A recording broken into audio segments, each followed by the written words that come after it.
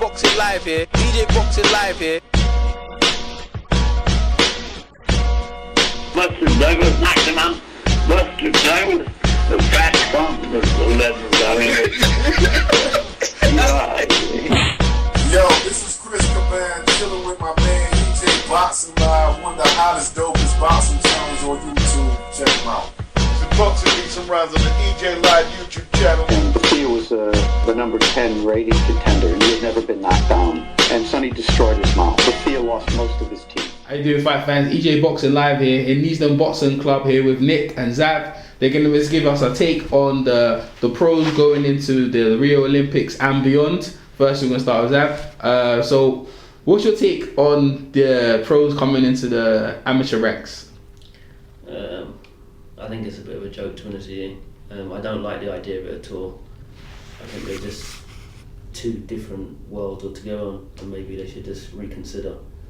Because amateurs is amateurs and pros is pros. No, I'm not really with it, to be honest with you. Yeah, well, this is the thing, right? In basketball, right? This is the argument. In basketball, they bring the pros. The NBA stars came in the Dream Team '92, and even in tennis, you saw Andy Murray winning in tennis. And the amateurs in the Russia and Ukraine and other, they have their amateurs in there stay long, right? In Cuba as well, because they can't, in Cuba especially, they don't turn pro. So they're actually in effect bringing their most experienced fighters into the amateur ranks. And that's why they're winning medals. So obviously, this is all about winning medals and funding the organisation. So what's your take on that? And and also corruption as well, because obviously no headgears, as they can't explain on that one. That's what the argument is. Well, I don't know. I like the idea of like stages. I like the amateurs, going through the amateur system, getting as much experience as they can as amateurs. And amateur boxers box like amateurs, so they do make mistakes, which they're allowed to do at this stage because they're developing. So even when they took the head guards away, I had my reservations about that. Yeah, what's your reservations real quick about that? Obviously, I prefer to box without a head guard, it's more comfortable, but when you've got a tournament, and you get a bad head clash, that boxer can come out of that tournament, and can't progress any further because they've sustained a bad injury. That's the main reason. I didn't mind it for an open battle or a dinner show, but for a tournament, the guys, they work so hard, and it's easily done. A head clash, because they're still understanding how to work in close, understanding how to work as a pro. That's why it's a development sport, and that's why I didn't like the idea of having the head guards in tournaments. And that's my issue now with this tournament as well. Is this, amateurs are taught to box at a certain pace, and pros take their time. So I don't understand the idea of bringing the two together. I mean, maybe someone else can explain to me why they would want to do it, apart from financial reasons. But I don't like the idea of it at all. Cool. Nick, give us your take. What's your take on it?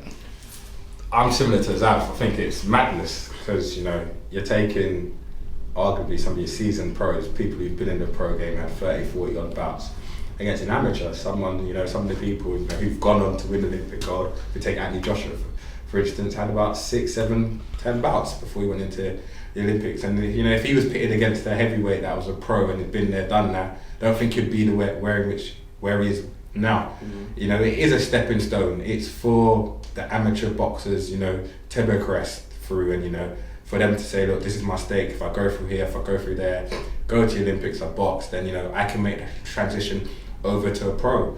You start putting pros in there, it sort of dilutes the whole idea of why would you want to box at amateur level, and automatically you start to look at, well, let's take away the amateur scene because I can just turn over pro directly because I'm going to be boxing these individuals regardless.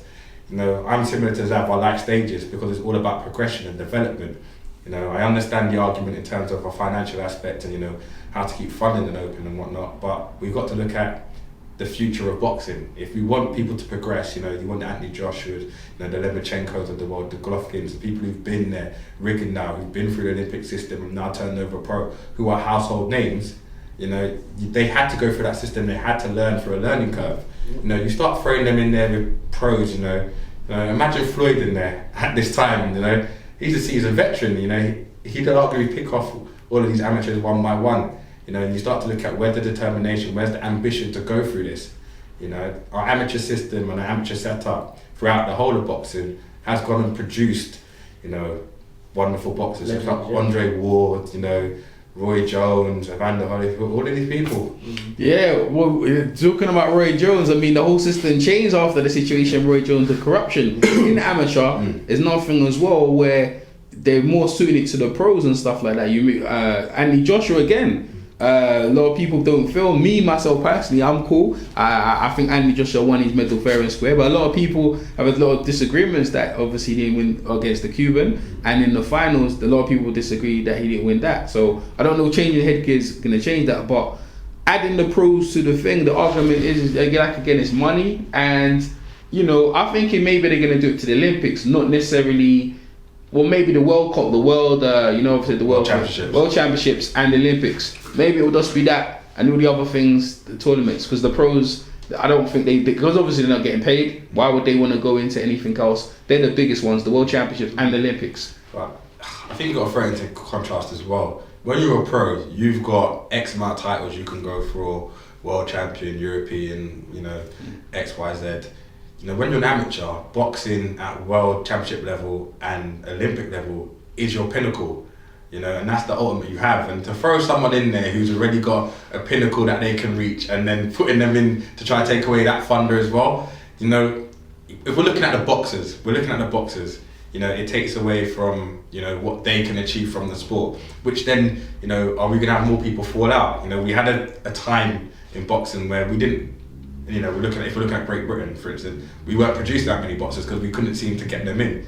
And you know, we've had the intake of, you know, London 2012 and before then, you know, and we've got boxers coming through. So I personally believe, you know, having the pros in it, you know, I can understand, you know, why you may want to do it, but I think it takes away from the development of a boxer and the whole amateur development system. For me personally, that's my own opinion. Hey, everyone's entitled to their opinion, and it's good that it's an open debate. Everyone's talking about it. Anything else you want to add to that?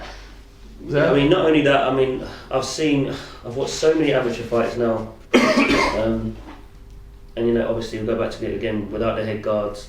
You know, and some of these injuries they sustain, you know, damage, nose damage, eye damage. I mean, some of the clashes are so bad, and the cuts are so long. Some boxers don't recover from those sort of cuts.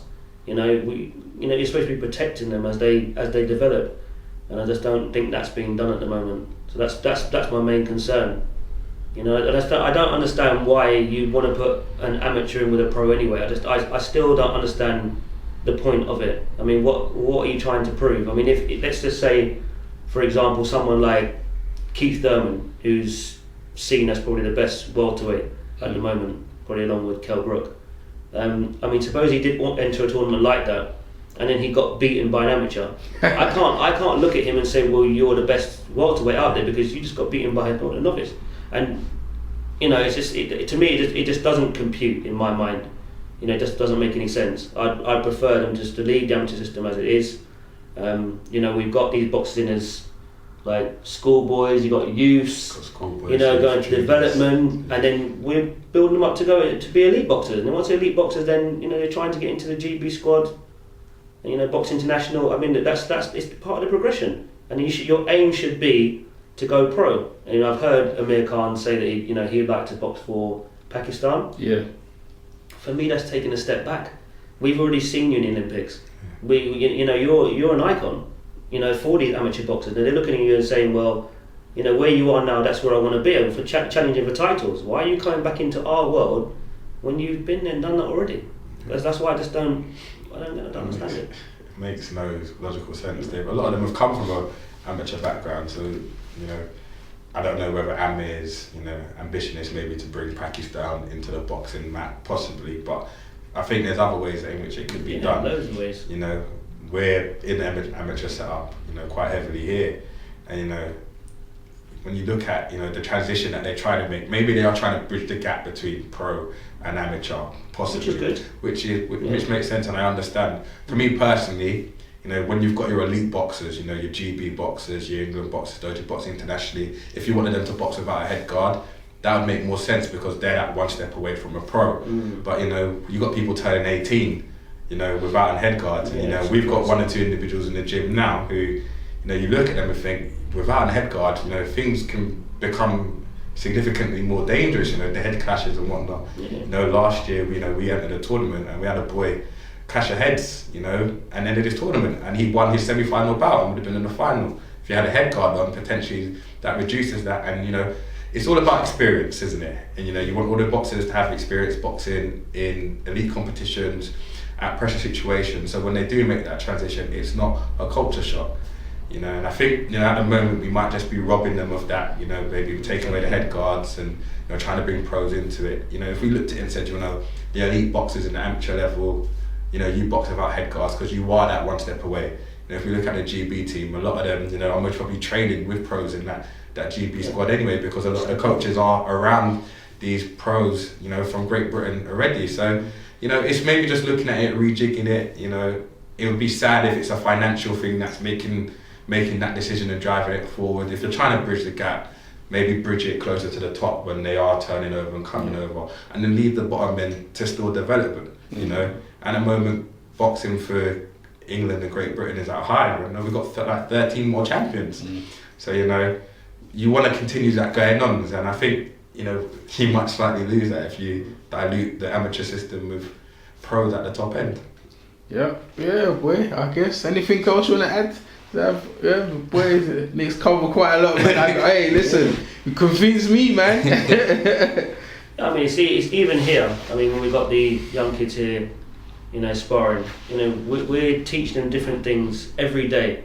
You know, we want them to learn to come in, work to the body. You know, that's why they've got a head guard, and that's why they're able to experiment and try different things. That's why we go out to all these shows and watch these guys develop. You know, so a lot of the guys that are doing well now, we've been going to shows and watching them since they were boxers, they were like 9-10 years old. You know, without that protection, they might not be where they are right now. Yeah. You know, so that's why I say, you know, let the guys develop, but protect them at the same time. You know, I think to me, it's a more sensible way, you know, to develop these young boxers. You know, a lot of these guys, they come in, they're raw, they come in with their head. You know, but we're here to protect them. You know, and teach them how to deal with boxers that box that way. But you can't do that if you don't have the right equipment, you know, and the rules and regulations to go along with it. Definitely.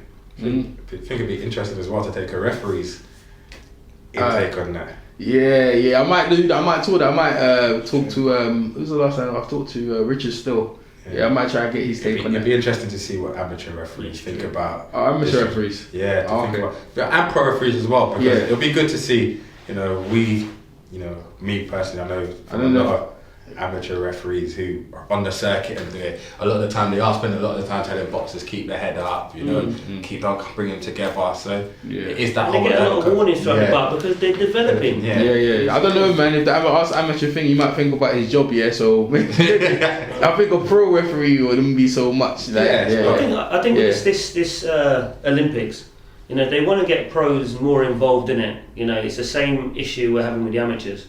You know, we need more. We need a lot more ex-boxers to be involved with doing jobs with the officials. You know, judging bouts, refereeing. You know, maybe they should do that with the Olympics. You know, get boxers like, you know, greats like Evander Holyfield and Roy Jones, who have had that experience and would know what to look for judging bouts. Because a lot of times, a lot of these guys are getting robbed. Maybe they need more experienced, you know, officials or guys that have been there and done it before. You know, if you want to glorify it, then having guys at that level, you know, actually involved and working, you know, then it puts a nice little touch on it, really. Absolutely, boy. Well, I'll be more interested in watching if I know that I'm going to be seeing one of my heroes up there, you know, judging or refereeing or you know, not just commentating, you know, being a bit more involved in that, you know. Maybe just keep up in the build-up, you know, even if there's a bank of ex-pros in there that can go give out advice and whatnot, that could then help bridge the gap as well between the pro and the amateur scene. You know, we've been quite fortunate where we've had a couple of ex-pros come down, and you know, the insight that they've given to the boxers is next to none. It's stuff that you can't go out and buy. You know, it's priceless stuff, and you know, maybe having that kind of vision behind it or something, but you know, it's something. Or even one, you know, you've got the three judges. If even one of them was like, you know, a great ex-pro, you know, that would just. But yeah, it's just having that we've got there's the resources there for it. Maybe it's just looking into tapping into it and how to do it, realistically on a basis. But the Olympics coming up, and if it is something that they're gonna do, maybe what like Zav said is using great pros who've come through the Olympic system and got their gold medals and gone on, or bronze, silver, whatever it may be. But I think the whole Olympic experience alone sets up many fighters to go make that transition over into pro and go on. And even some pros, their greatest thing is the Olympics that they had. They might not go on and be great professionals and go win world titles, but they've always had that amateur system. Look at Audley Harrison. He's had his Olympic gold. Imagine there was a pro in there with him. Would he have made the development he made and the scales? It's at the end of the day, it's a career for many, and if they're gonna go out and be household names and whatnot, they need that stepping stone. Some boxers don't even want to turn pro. Yeah. They like the idea of boxing amateur or being in the Olympics, or just boxing for their country. Some don't want to get involved in pro boxing, and you're forcing it upon them now.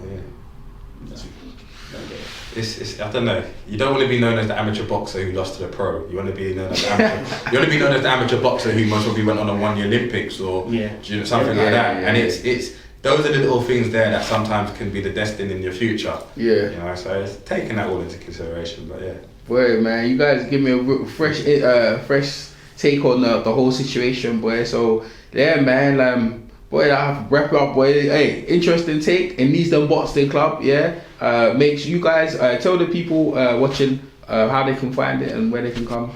We've got everything, haven't we? We've got a website, NeasdenBoxingClub.com. We've got a Twitter, Neasden at NeasdenABA. We've got an Instagram, that's at NeasdenABA. Got the same email address, NeasdenBoxingClub@outlook.com. So we can get hit up on any forum, but if you go on the website, you'll find us for everything. So man, I'm gonna leave it in the description box for you guys watching, man. It's interesting. Thank you, Nick. Thank you, Zav. Neasden Boxing Club. I got some footage coming up, you guys, of we're sitting down with two of their star fighters, and there's some sparring footage coming up, so you guys look forward for that. But boy, the debate rages on. We will see come the Olympics and see what happens, and then I'll come back after the Olympics. We'll have a discussion again and talk about the pros and cons of what happened in the Olympics. Alright guys, thanks for the interview. Thanks very much. No problem. EJ Boxing Live here. EJ Boxing Live here.